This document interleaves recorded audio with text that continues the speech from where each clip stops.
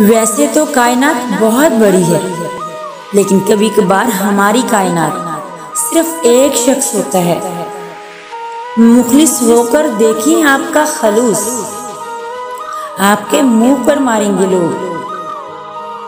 चीजें टूटकर बेकार हो जाती हैं, मगर दिल टूटकर और भी नायाब हो जाता है।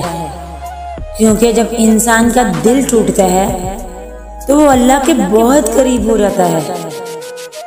लोगों के आंसू जरूर पूंजें, लोगों के आंसू जरूर पूंजें, लेकिन उनके लिए टिश्यू पेपर मत बन जाएं कि वो आपको इस्तेमाल करने के बाद डस्टबिन में फेंक दें। ऐसा कुछ भी नहीं, ऐसा कुछ भी नहीं जो रब से पोशीदा हो, और ऐसा कुछ भी नहीं जो रब के इख्तियार से बाहर हो। मुनाफिक लोग आपकी खुशियों में सबसे आगे और आपके दुखों में सबसे पीछे होते हैं।